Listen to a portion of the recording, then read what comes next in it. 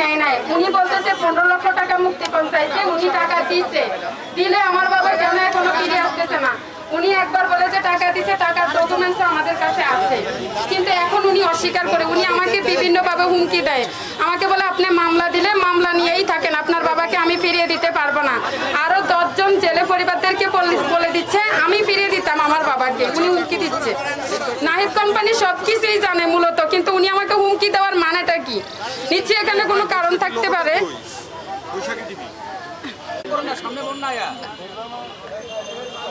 আমার স্বামী বাড়ি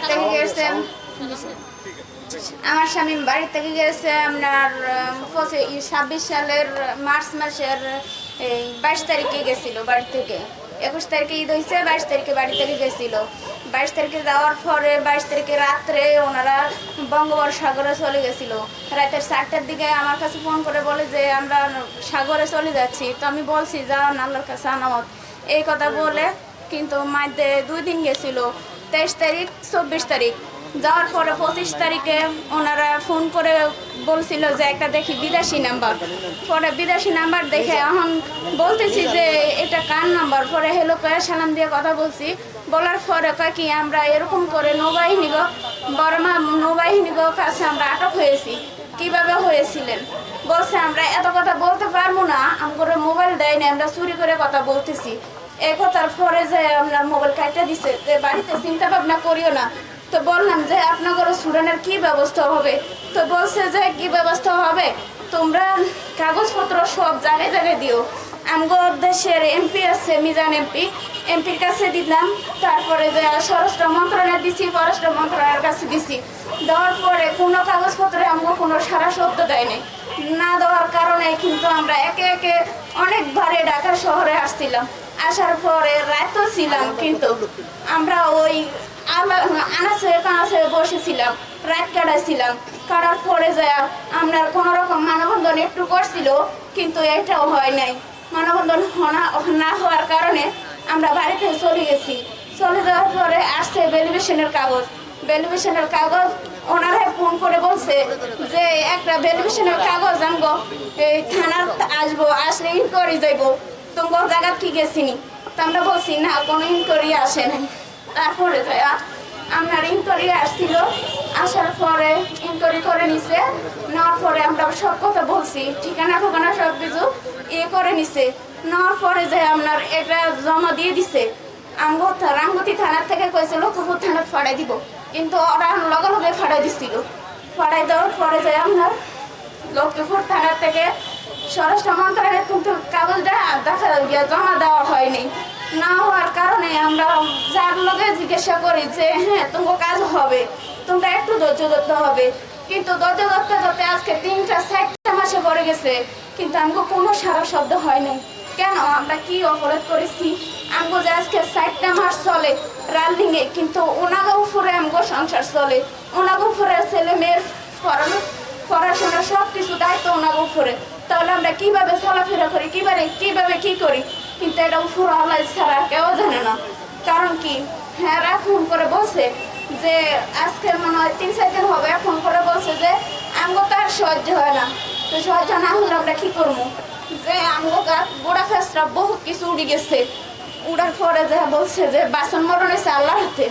তো আমি বললাম যে ভাই এত ভাঙ্গা চুরা করার কোনো কিছু নেই, কারণ একটু ধৈর্য ধরতে হবে।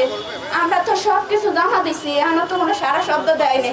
তাহলে এই যে গাছ যে গোড়া ফেসরা উড়ে গেছে, ওনারা আমার কাছ থেকে মাপসাফও নিয়ে গেছে। বলছে যে যদি বাচ্চা থাকে তাহলে তোমার সাথে পোলাপানের সাথে আমাকে দেখা সাক্ষাৎ হবে, আর যদি না বাঁচি তাহলে তোমরা আমার সবাইকে মাফ করে দিও, আমাকে 16 জন সবাইকে মাফ করে দিও। তাহলে স্বামীর মুখ থেকে যে এই কথা শোনার পরে বাড়িতে মরামরি মরা করার মতো পড়ে গেছে। আমরা এত কি অপরাধ করলাম মাননীয় প্রধানমন্ত্রী? কেন আমাকে কথা সারা দেয় না? কেন আমাকে কাজে আসে না?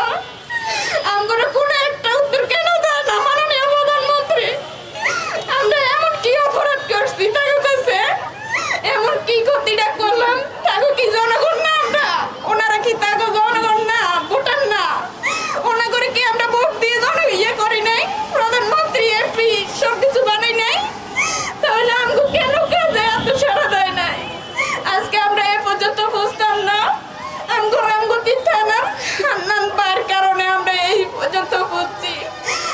জানে ক্লিয়ারলি, কেননা নাইট কোম্পানি আমাদেরকে বলছে যে এদেরকে আটকানোর পরে এরা নাকি 20 লক্ষ টাকা মুক্তিপণ চাইছে নাইট কোম্পানির কাছে। 20 লক্ষ টাকা মুক্তিপণ চাওয়ার পরে উনি 15 লক্ষ টাকা দিবে বলছে, কিন্তু দিবে বলে দেয় নাই। না দেওয়াতে আমাদের লোকগুলা মায়ানমার স্বতন্ত্র বাহিনী আমাদের লোকগুলাকে নিয়ে গেছে। নেওয়ার পরিপ্রেক্ষিতে লোকগুলা যখন আটকায় গেছে, তারপরে আমরা যেমন এম্বাসি থেকে শুরু করে, মন্ত্রণালয় থেকে শুরু করে, ডিবি কোর্ট, আপনার টেকনাফ বিজিবি থেকে শুরু করে সবার কাছে গেছি, একজন একজন করে সবার কাছে গেছি, কিন্তু ওনারা কেউ আমাদেরকে ডিটেলস দেয় না যে এইভাবে এই লোকগুলা আছে, এই লোকগুলা আনবে, এটা কেউ দেয় না। দ্বিতীয়ত ওনারা যখন ওনাদের লোকের তথ্য পাইছে যে ওনারা কথা বলতেছে, তখন ওনাদের সাথে কথা বললাম। ওনাদের সাথে কথা বলার পরে জানতে পারলাম যে মায়ানমার ইয়েতে ওনারা বলতেছে যে আমাদের প্রধানমন্ত্রী জনাব তারেক রহমান সাহেব উনি নাকি এটা যদি চেষ্টা করে তাহলে উনি এই লোকগুলা নিয়ে আসতে পারে। যাক, আমাদের বিনীত অভিযোগ, আমাদের সরকার যেমন জনাব তারেক রহমান সাহেব যদি উনি দয়া করে আমার লোকগুলা ছুড়িয়ে দেয়, এটাই আমাদের কাছে ওনারা করতে। আচ্ছা, আমরা আপনার জানেন আমরা রামগতির লোক, আমরা অসহায় নদী ভাঙা, আমরা সরকারি রাস্তায় দাঁড়িয়ে আছি। আমাদের এই পরিবারগুলা এদের নদীর জেলের থেকে মাছ ধরে আনলে আমাদের এই কাচ্ছা বাচ্চা বাঁচে। তখন আমরা এই ঢাকার বাড়িতে কয়েকবার আসছিলাম, কিন্তু কেউ আমার থাকার মতন এমন কোনো জায়গা দেয় নাই। তারপর যে আমরা আমাদের শফি আলম বাবুর পরিবার এবং কৃতিকা ম্যাডামের কাছেও আমরা কাগজ দিয়েছি, কিন্তু এমন বিভিন্ন জায়গায় দিয়েছি, কোনো জায়গা থেকে আমরা এমন একটা ভালো খবর পাইনি। তখন আমাদের রামগতি জানতে আমাদের হাঙ্গাম ভাই কার থেকে একটা ফুল নিয়ে উনি বললেন তোমাদের লোকের কি সন্ধান আছে? তখন আমি বললাম যে ভাইয়া আমরা লোকের সাথে কথা বলি, কিন্তু ওইখান থেকে এরা বলে আমাদের প্রধানমন্ত্রী ছাড়া এদের কোনো সারাবার মতন এরকম কেউ পাশে দাঁড়ালেও হবে না। তখন বললো তোমরা কি সোশ্যাল মিডিয়াতে এগুলো দিচ্ছিলা?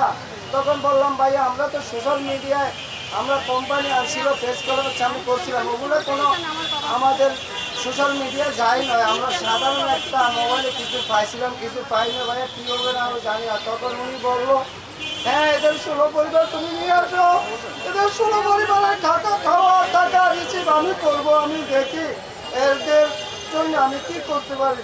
এখন আমরা টাকা যেমন জায়গায় গেছি কেউ আমাদের আশ্রয় দেয় নেই, কিন্তু আপনার সাংবাদিক ভাইদের কাছে আমাদের আবেদন, আমাদের আন্নানবাড়ি নিয়ে আসছে, কিন্তু আমরা যাই মনে করেন আগে প্রেস কনফারেন্স আমি করছি, ওগুলো কোনো মিডিয়াতে কোনো প্রধানমন্ত্রী মনে হয় পাই নয়, কিন্তু আপনাদের কাছে আমাদের আবেদন আমাদের 27 পরিবারের এগুলো যেগুলো আমাদের প্রধানমন্ত্রী তারেক রহমান পায় এবং আমাদের